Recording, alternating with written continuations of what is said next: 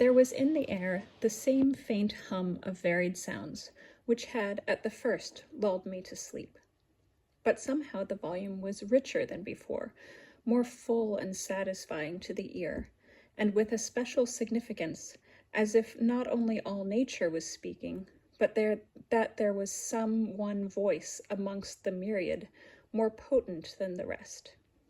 I listened with a growing interest, and the sound seemed to take a more definite place amongst nature's harmonies.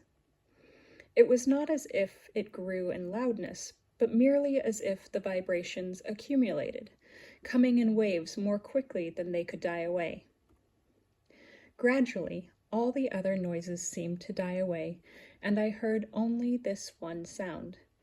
It seemed to be closer and closer as I began to distinguish more clearly, until I shortly came to the conclusion that its source was separated from me by only some score of yards. Then I began to be able to analyze it a little. In general effect, it was like a sort of musical, muffled corncrake, a corncrake in a whisper, but with some subtle, prevailing sweetness, which seemed of almost irresistible attraction. Presently I raised my head from amongst the bracken where I lay, and looked whence the sound proceeded. There, to my surprise, in an open dell, where the light fell through a break in the trees, were grouped the children whom I had seen. The two girls were seated, and between them the little boy stood up. One of the girls held in her left hand something which looked like a set of Pandean pipes, made of thin canes, but slightly thicker than wheaten straws. Across this she drew something attached to the fingers of the right hand, which made the base of the strange corncrake sound. The other girl held a shell with strings across it, which she touched lightly, and the boy had a sort of reed flute, which gave forth a peculiarly long, sweet note, but which blended in the mass of music. Then the girls joined in a sort of monotonous chant, of strange sweetness, but very, very faint. They were all three looking well to one side of me. By and by the girls stood up. They all turned slightly, and I could see that they were evidently turning slowly in a complete circle, as though seeking in every direction around them. As they began to face my direction, I sank down again into the bracken, so that they might not see me, for the affair began to absorb my interest. I took care, however, to peep through the fronds of the bracken and see all that went on. A very short time elapsed before my attention was diverted, and in not the most pleasant of ways. Hearing a stir and rustle among the dead leaves beside me, I looked round and almost jumped to my feet, for there, close by, and approaching closer, was a large snake of the blind worm species. It came straight towards me, and actually passed over my feet. I did not stir, and it went on, heeding me no more than if I had been a log of wood, and wriggled away towards the group in the sunlit glade. It was evidently attracted by the strange, weird music, and as this was my first actual experience of serpent, charming, my interest grew, and I watched the little party more closely than before. They went on with their music, and the snake approached closer and closer, till at the feet of the fair-haired child it stopped, and curling itself into a spiral, raised its head and began to hiss. The boy looked down, and the girls turned their eyes toward him. But the music did not stop for a moment. On the contrary, it grew something quicker. Then the snake twined itself around the child's ankle and began to climb its way up his body, wriggling round and round his leg and thigh, and up, till at last it crawled along the arm that held the flute. Then suddenly the music stopped. The two girls stood up, and the boy stretched out his arm with the snake wound around it. with his hands stretched out wide open, the palm upwards. The snake remained perfectly still, as if transformed into stone. Then the girls took hands and circled slowly around the boy, uttering a low, whispering, mysterious chant, something the same as the earlier one, but this time in decrescendo, as compared with the former crescendo, and in a minor key.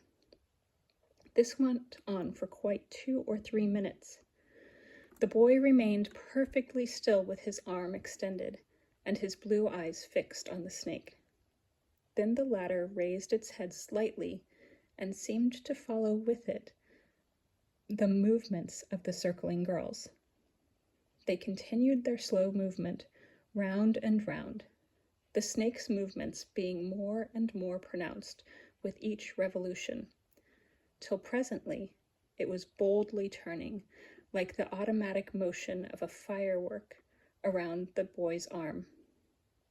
Gradually, the motion of the girls got slower, and that of the snake correspondingly less, till presently the girls' movement and the low crooning music, which had never stopped, died away altogether, and the snake hung, a dead mass, as limp as a piece of string, across the boy's hand.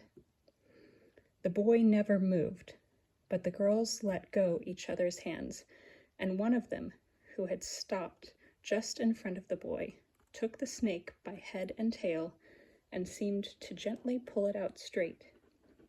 When she let it go, it lay across the boy's hand as stiff as a piece of wood.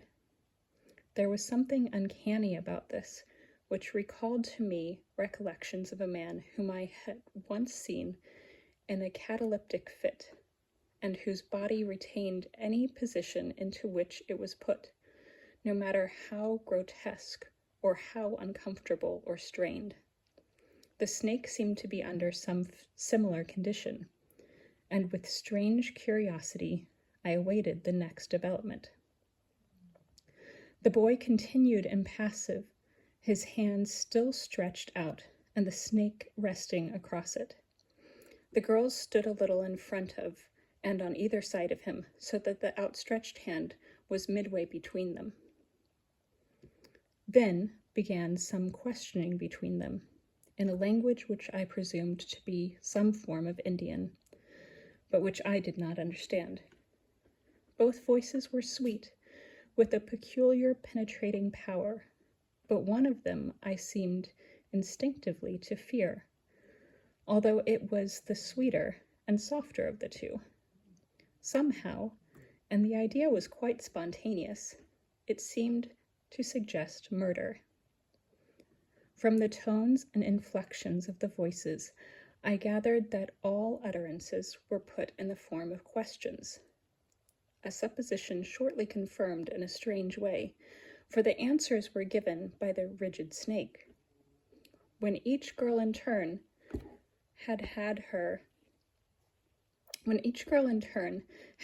say, and they suggested positive and negative in their tones, the snake would slowly turn around, like the needle in a compass, and point its head to either one.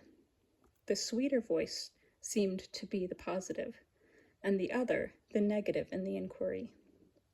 And in all the earlier questions, the snake, after turning slowly around, remained with its head towards the negative. This first seemed to disturb and then annoy the positive inquirer, and her voice grew more deadly sweet and penetrating until it made me shudder.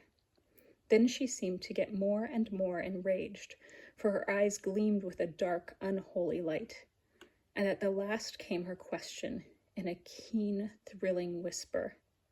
For answer, the snake then spun round quicker and quicker, and suddenly came to a dead stop in front of the other girl.